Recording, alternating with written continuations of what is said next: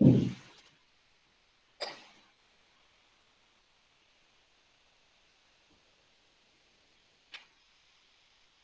vamos lá. Pessoal, acho que agora a gente vai começar a entrar no momento da disciplina que vai ser mais o dia a dia, né?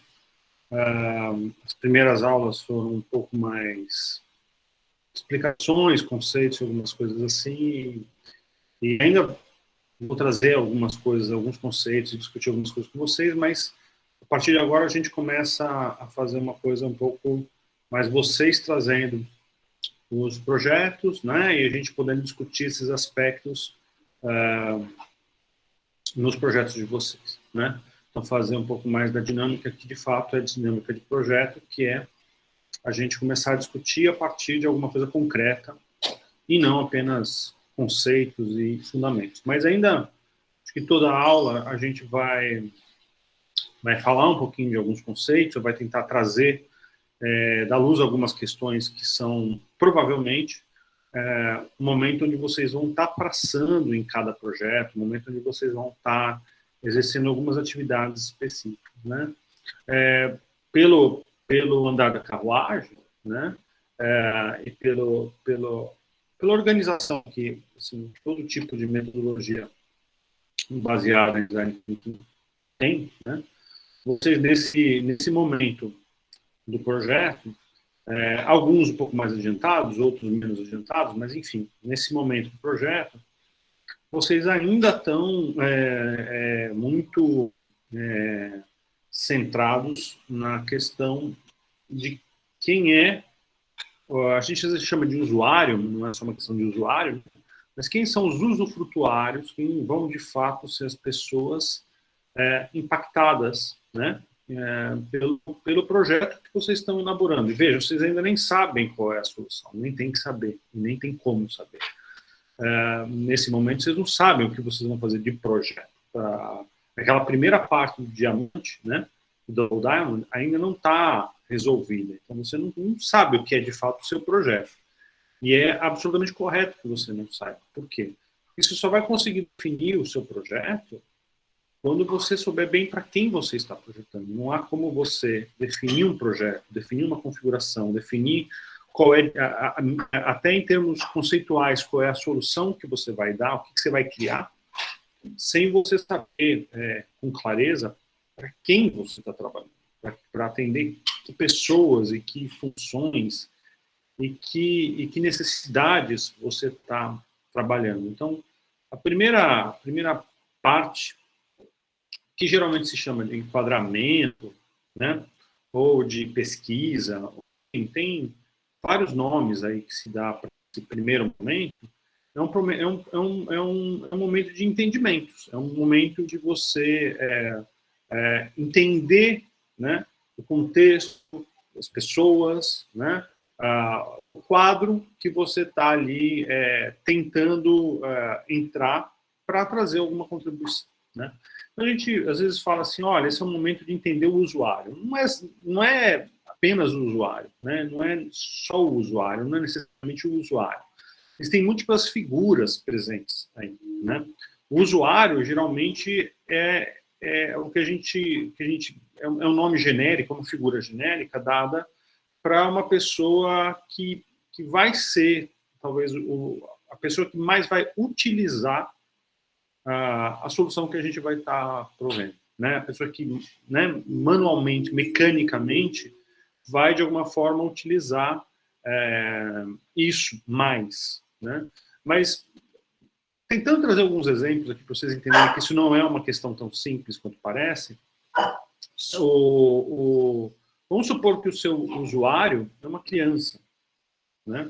A criança é quem vai de fato usar a solução que você está elaborando, mas a criança não vai usar completamente, porque se você está fazendo alguma coisa com uma criança, talvez você precise considerar que os pais precisem controlar aquela solução de alguma maneira. Então, às vezes você tem a criança como um usuário principal, como um usufrutuário, né, a pessoa que vai ter usufruto daquilo, mas quem controla, ou quem define algumas questões são os pais da criança. Então, os pais também são usuários, apesar de eles não manipularem de maneira mais ostensiva, né? E às vezes tem outras pessoas envolvidas, como por exemplo, sei lá, você está fazendo uma coisa para criança, para uma editora de livros infantis. Então, você também tem do outro lado, né? Quem são as pessoas, né? Editora, o editor, o autor, sei lá quem que está envolvido aí, que de alguma maneira está controlando, gerenciando, né? Fazendo alguma coisa em cima dessa solução. Então, há múltiplos usuários, né? O nome mais, não vou dizer mais técnico, mas o nome, existe um termo, que são os stakeholders, né? Que é um termo para designar todas as pessoas que, de alguma maneira, têm qualquer interesse ou têm alguma relação com a solução, estão envolvidos na solução, né? Então, os stakeholders são geralmente as pessoas, as diversas pessoas e as diversas funções que essas pessoas desempenham, que estão, de alguma forma, atravessadas pela solução. Então, se a gente fosse ser um pouco mais correto, né, talvez a maneira de tratar isso seria não apenas escutar ou entender ou ter empatia pelo usuário, como se fosse uma única pessoa, o usuário, mas sim ter essa relação, né, escutar, ser capaz de ter uma escuta, principalmente que a gente fala de escuta altruísta, né, ter uma escuta franca, aberta, para entender o ponto de vista das diversas pessoas e dos diversos grupos que estão envolvidos, né? E esse processo é quase um processo antropológico, né? É quase uma relação antropológica. De fato, boa parte dos métodos que se usam para exercer esse trabalho são métodos de antropologia. Quer dizer, a etnografia é um método antropológico, para você entender o contexto, entender as questões, entender o ambiente, entender o que está em volta da pessoa para quem você está projetando, ou de um dos grupos para qual você está projetando, né? Então, assim, grande parte dos métodos que a gente vai aplicar nesse momento, técnicas, não são métodos, técnicas, né? Técnicas e ferramentas que a gente vai aplicar nesse momento são coisas que vêm das ciências humanas, da psicologia, da sociologia, da antropologia, né? Porque o nosso papel, de fato, é tentar entender essas pessoas, tentar entender o ponto de vista delas, tentar entender quais são as dores, né, que essas pessoas têm, né, que dificuldades, que interesses, que desejos, que elas gostariam de encontrar ali, como é que elas, e principalmente, como é que elas entendem que a solução para alguma questão seria, porque não adianta nada vocês proverem uma solução que não está, de alguma maneira,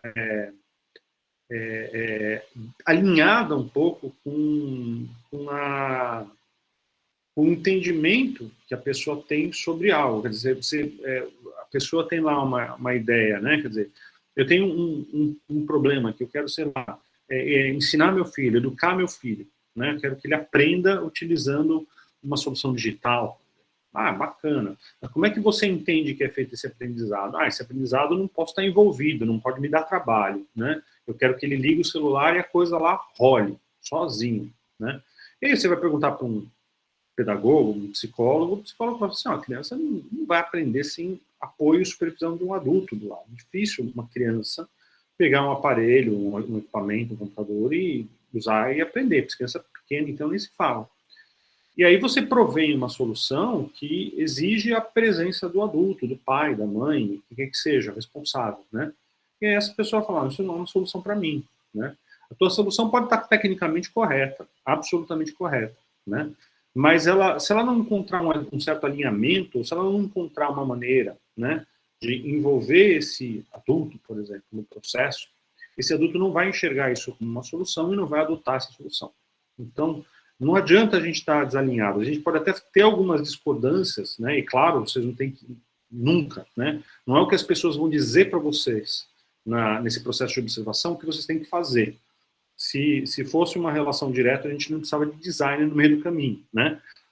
O nosso papel, enquanto projetistas, é inclusive, de interpretar as questões e colocar e dar uma solução que a gente entenda que é a solução, baseado naquilo que a gente vai observar, baseado naquilo que a gente vai obter, né, do contexto. Mas não é o contexto que vai determinar o que eu faço, né? Eu tenho que considerar as questões e eu tenho que agir sobre elas, né? Eu tenho que responder aquilo que, de fato, eu como designer encontrei, né, estabelecido, né, aquilo que eu estou investigando e observando da realidade, né?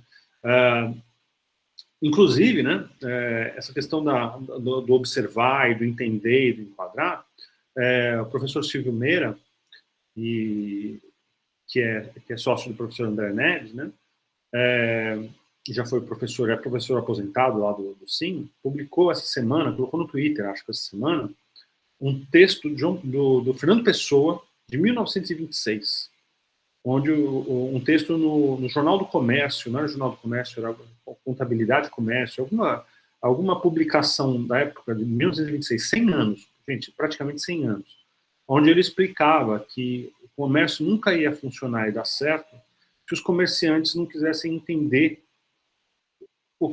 quem são os consumidores, quem são e o que querem e como pensam os consumidores. Isso em 1926, né? Então, assim, isso é uma questão bastante óbvia até para a gente, dentro em termos de design, apesar que, por incrível que pareça, muitos designers não atuam nesse sentido. Eles quase que não consideram essa fase do projeto, essa fase investigativa e de observação como algo que é necessário. Muitos designers, né, trabalham assim, eu acho isso, eu enxergo dessa maneira e não me interessa muito que outras pessoas pensam, enfim, eu tenho minha opinião e a minha opinião é o que vai guiar a minha ação, né, a minha resposta, né? Inclusive, um dos grandes professores de design na USP, né, que já foi chefe do departamento lá, coisa assim, toda a obra dele é baseada nisso, é baseada na visão dele sobre as coisas, independente das necessidades, né, reais, concretas, né. Tem uma obra artística linda, assim, né, são trabalhos bonitos, mas são trabalhos problemáticos em muitos aspectos, né. Tem gente que atua dessa maneira. É uma opção, né, mas não é uma opção muito adequada ou muito apurada quando a gente está falando da parte de serviço, da parte de criar soluções para as necessidades concretas de pessoas e para melhorar o dia a dia e todo o conjunto de relações e atividades que são desempenhadas, né? Isso se torna muito problemático. Às vezes a gente cria mais problema do que resolve se a gente partir para uma relação muito autoral, né, e muito baseada no nosso umbigo, né? Sejamos francos, né? É baseado no umbigo e não na necessidade das pessoas, né? Então, vamos lá. Assim, aqui a gente tem um quadro, né? Isso está tudo na documentação, inclusive, de projetão, né? Não são todas as ferramentas, são poucas aqui. Aqui nós temos 5 ferramentas aí 5 técnicas voltadas para a parte de observação. Personas a gente já falou um pouco na semana passada. Vocês provavelmente vão usar, é inevitável que a gente acabe trabalhando com alguma persona, né? Existem outras aí, quer dizer, existe o AAU Framework, que é uma ferramenta antropológica, foi desenvolvida por pessoas que tinham que fazer observação de campo, né, dentro de alguns espaços, que são conjunto de elementos que têm que ser observados em cada situação, né? A gente tem um mapa de empatia. O mapa de empatia também é uma coisa bastante importante, assim, porque para a gente se colocar um pouco no lugar do outro, que é um trabalho muito difícil de ser feito. É bem complicado a gente, de fato, conseguir se colocar no lugar do outro, né? Então, o mapa de empatia tenta ajudar a gente a tentar entender como é que as pessoas enxergam, ouvem, consideram as questões, as pessoas que a gente está tentando compreender, né? E as jornadas de usuário, elas também são coisas que a gente vai usar até além do processo de observação, né? Que é a tentativa da gente tentar entender o que acontece ao longo, né, de um tempo na vida daquela pessoa para quem a gente está trabalhando, às vezes uma semana, às vezes um dia, né, às vezes até mais tempo, né, mas as jornadas de usuário são interessantes porque a gente começa a localizar exatamente em que momento, em que situações, em que contextos, né, que o nosso usuário, assim não, se é o usuário principal ou figura principal, pode necessitar da solução, e a gente começa a entender um pouco quais são as relações e as condições onde isso acontece, né? Muitas vezes a gente está tentando prover uma solução, para dar um exemplo, que ela vai acontecer exatamente num momento de estresse, né? Onde ela vai acontecer justamente num momento de grande dificuldade, né? Por exemplo, pensem numa solução de seguro, de carro, ou de vida, ou de apartamento, enfim, qualquer coisa assim, né? Estou criando aqui uma solução para uma seguradora. A pessoa que vai usar essa solução, ela não vai estar usando isso em um momento tranquilo, né? Ah, estou aqui assistindo um seriado, deixa eu abrir o aplicativo da seguradora. Quando é que essa pessoa vai usar isso? Ela vai usar isso quando ela estiver envolvida em um acidente. Ela vai usar isso quando ela tiver com partido o carro, ou quando tiver pegado fogo no apartamento, né? Então, é uma situação que tem que ser considerada, né? Então, quando você vai projetar, você tem que levar em consideração que essa pessoa está em um determinado tipo de contexto, um tipo de situação. E tudo aquilo que você vai construir, e vai planejar, e vai configurar, tem que ser trabalhado dentro dessa perspectiva da pessoa extremamente nervosa, extremamente incapaz de fazer coisas até relativamente simples, né, para que essa pessoa consiga realizar o serviço que ela precisa, né, acionar as relações que ela precisa ali, né, mesmo numa condição extrema, né, mesmo numa condição difícil, né. Então, tudo isso tem que ser sempre considerado. Então, a jornada do usuário é outra ferramenta interessante que nos ajuda muito a colocar as coisas em contexto, né? Nesse tipo de contexto. Né? Entrevistas, né? Tem uma entrevistas são sempre necessárias, né?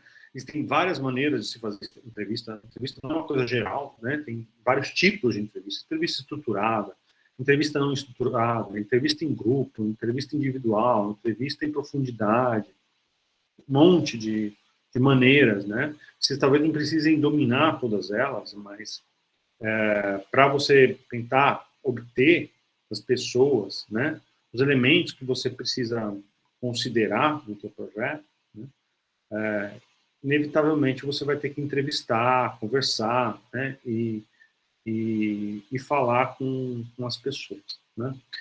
Existem muitos outros métodos que não estão aí, porque a gente só tem documentado um mínimo, quem sabe com o tempo isso vai crescer, é uma das coisas que a gente gostaria de fazer, né, é documentar e dar instruções, né, para cada um desses tem um conjunto aí de instruções para ajudar vocês no processo de fazer, né, por exemplo, que é a jornada do usuário, né, explica o que é, tem vídeos para explicar, tem exemplos de como construir, né, então, assim, tem no que ela se baseia, como construir, né?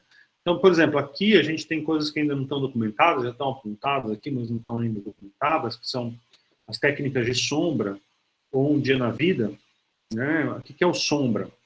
É você acompanhar alguma coisa que a gente não vai fazer na pandemia, tá?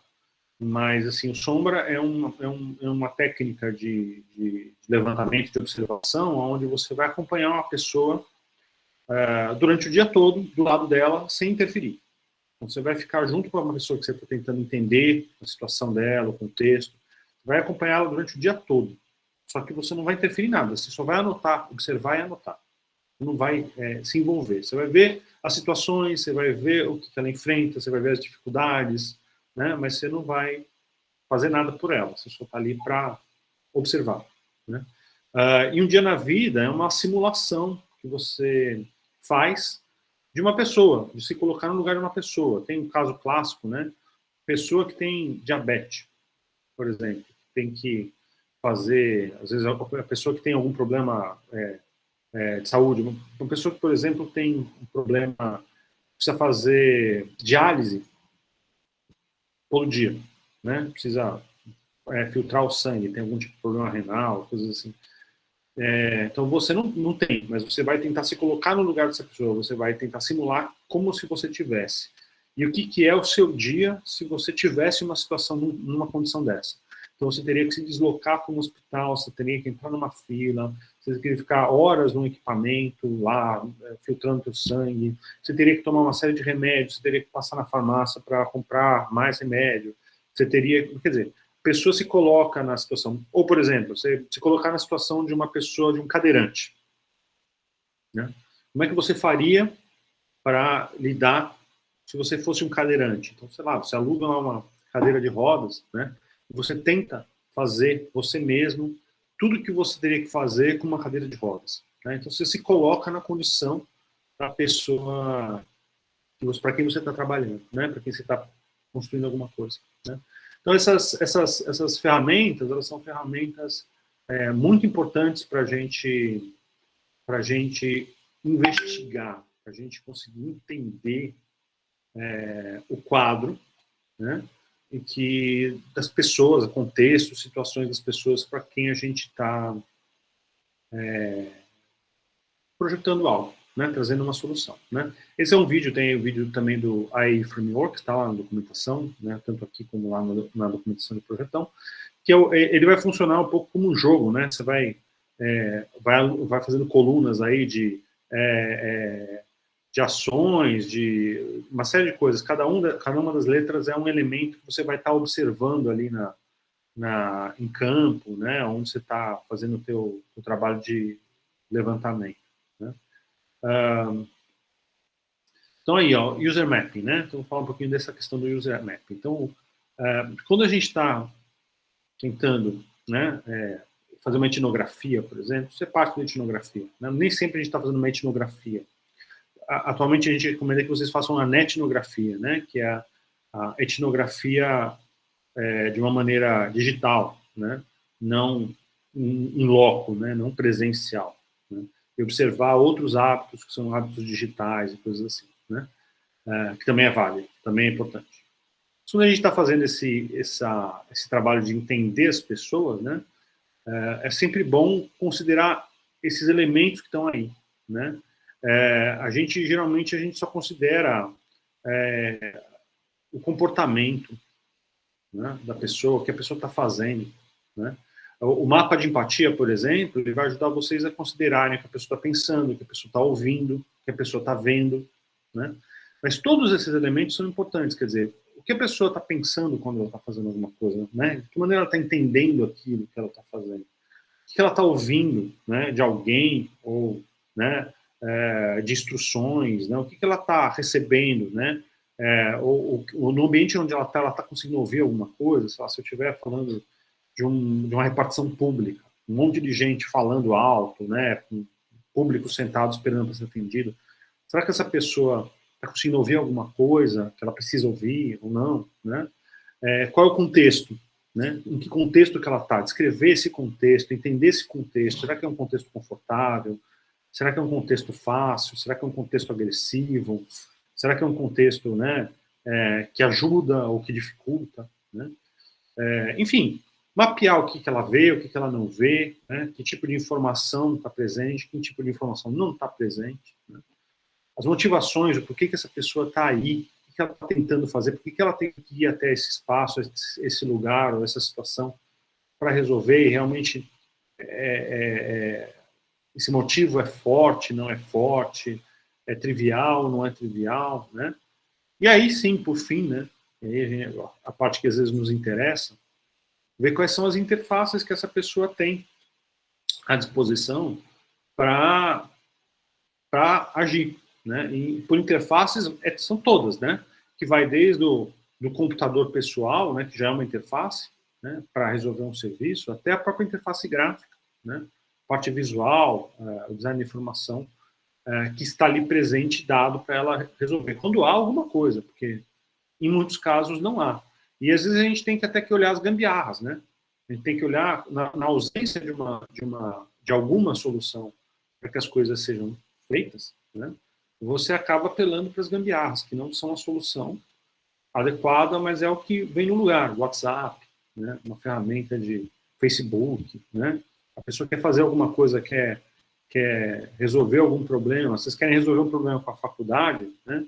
E aí vocês entram lá no Siga, não faz, aí você tem que usar outros recursos, né? Qual é o e-mail, né? É o WhatsApp, como é que faz? Então, são as gambiarras, né? Para resolver coisas que não, para as quais não há uma solução. Tá? Então, tudo isso são muitas coisas, né? E assim, nosso trabalho inicial de projeto é sempre um trabalho de tentar observar e levantar o máximo de coisas que a gente tem, né? Se vocês lembrarem do Double Diamond, vocês vão ver que a gente está começando a chegar naquele ponto onde a gente vai ter muitas coisas, né? E ter muitas coisas não significa que a gente vai ter que escolher, resolver tudo que está ali presente. A gente vai ter que convergir depois para alguma coisa, né? Mas é bom, em um certo ponto, a gente levantar e ter muitas questões, muitas coisas, para que a gente tenha a possibilidade de escolher ou de identificar qual é a mais crítica, qual é a questão mais importante para ser tratada pelo projeto, né? Quando a gente não tem isso, a gente acaba fazendo um projeto sem opção naquilo que a gente conseguiu, não naquilo que a gente poderia enxergar e ver e atuar de maneira mais adequada, né? E de fato, resolver melhor os problemas. As falhas de observação, ou não vou dizer as falhas, as ausências no trabalho de observação, né? Aquilo que a gente acabou não fazendo, deixou de fazer no trabalho de observação, ou fez sem muita perícia no trabalho de observação, vão consequentemente, afunilar o nosso campo de possibilidades. Eles vão limitar a nossa visão sobre o próprio projeto, o que a gente pode fazer de projeto. Eles vão limitar muito os nossos caminhos, né? Então, quanto mais a gente tiver de informação, de observação e de registros de levantamentos, né, mais questões a gente vai ter e mais possibilidades e caminhamentos que a gente vai ter no nosso projeto. Aí, depois vocês vão convergir para uma questão, para um aspecto, para uma coisa que vai ser, de fato, o norteador do projeto de vocês. Mas se vocês levantaram 3 questões, só 2 coisas, dois pontos ali que são, né, interessantes, ou que são questões que dores das pessoas, você está muito restrito. Quer dizer, você não tem muito para onde correr, né? Você não tem muito como observar e lidar. E grande parte da inovação, principalmente quando a gente fala de inovação, ela vem exatamente da grande variedade de caminhos possíveis. Então, a inovação, ela não é necessariamente fazer alguma coisa que não existe. A inovação, ela vem no momento que a gente enxerga uma oportunidade, né, de alguma coisa que às vezes já existe, mas que está sendo trabalhado de maneira inadequada. Quer dizer, alguém criou alguma coisa, mas está resolvendo o problema errado, né? Tem alguma coisa ali que está resolvendo o problema errado. Então, é uma falta de visão. Quer dizer, se você enxergar o problema certo, né, se você enxergar outros problemas, pode ser que aquela mesma coisa que já exista seja uma excelente solução, né, e uma solução que vai transformar uma área, só que ela precisa ser ajustada para atender um problema que ninguém está enxergando.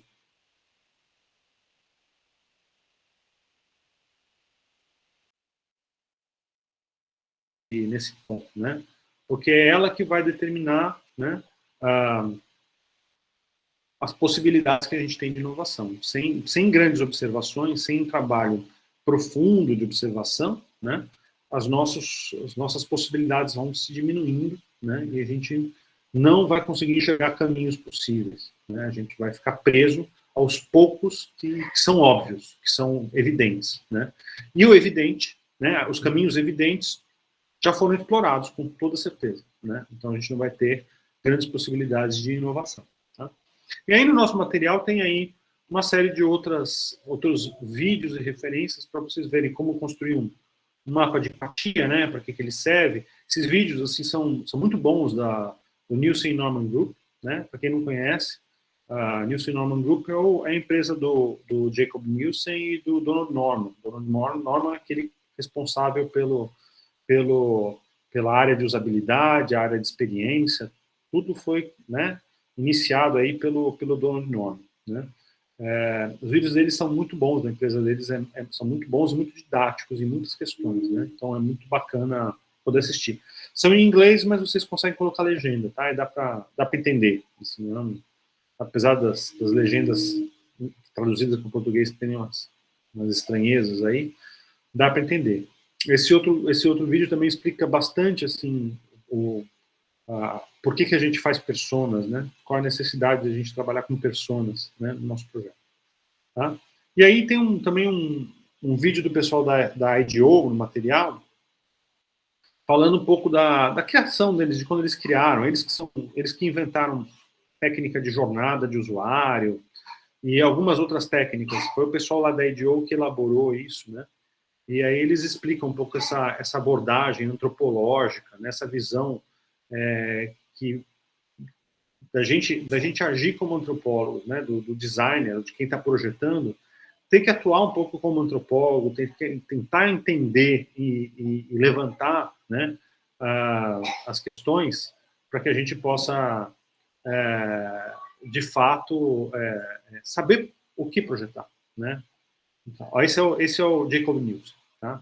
E apesar do nome do vídeo ser não ouça os consumidores, né? Ele está querendo dizer só que os consumidores, por si só, eles não sabem qual é a resposta do teu projeto. Se perguntar para o teu futuro consumidor o que ele quer, o que ele vai te dizer não é o que você tem que fazer como projetista, né? Então, não esperem que o consumidor saiba qual é a resposta para o problema. Ele não sabe, né? Eu acho que eu já contei isso para vocês, né? Quando a Sony não era nada, quando a empresa Sony não era absolutamente nada, né?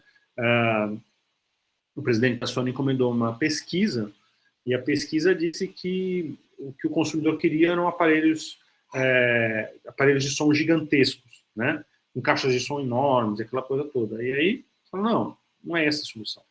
O consumidor ele não sabe que ele nunca viu o que ele quer. Ele ainda não tem ideia. Ele está respondendo o que ele conhece. Ele não está respondendo com algo que ainda não existe. Não tem condição de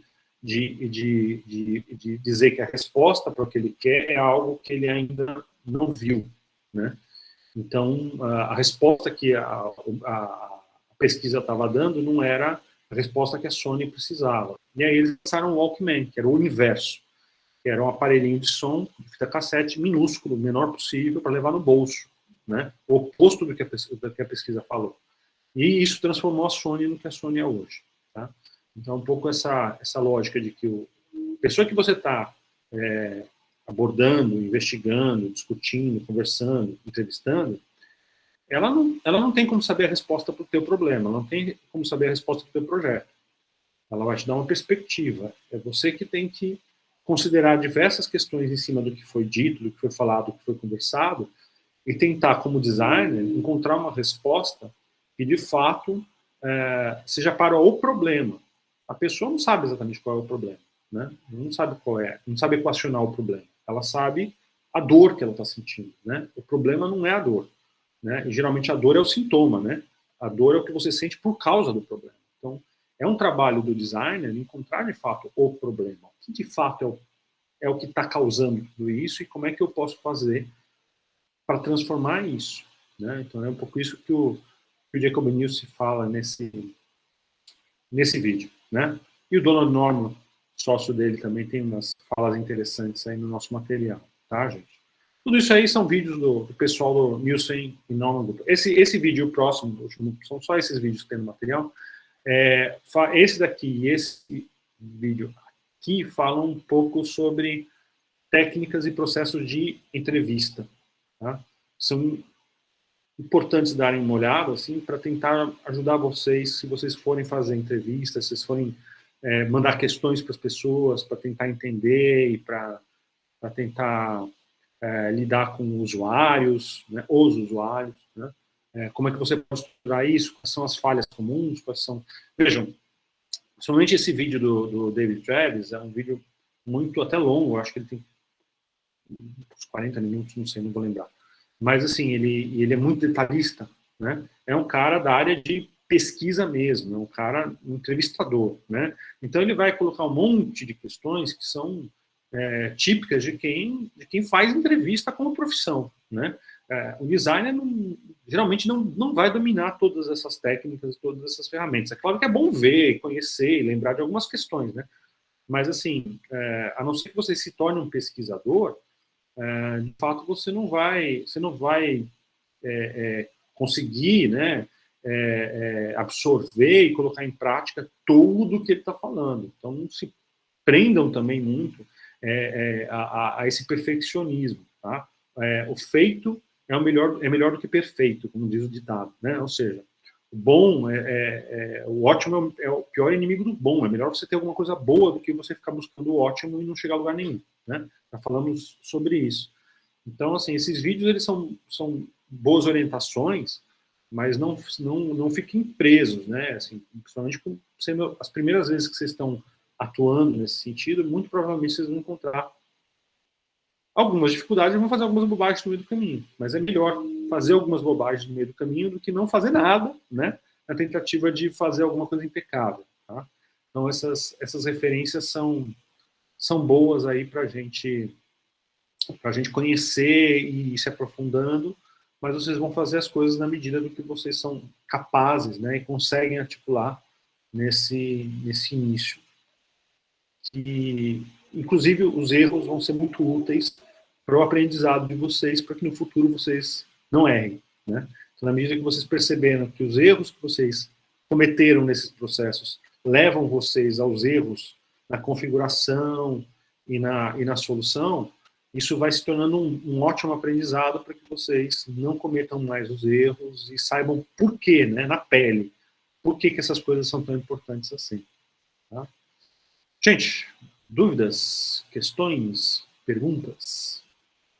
Sim, não?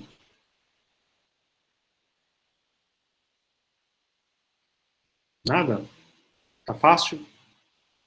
Professor, até agora tá tranquilo. Tá bom. Tá, então, o que nós vamos fazer a partir de agora? Né? Então, vou até parar aqui, porque já não é mais uma questão de explicações, eu acho que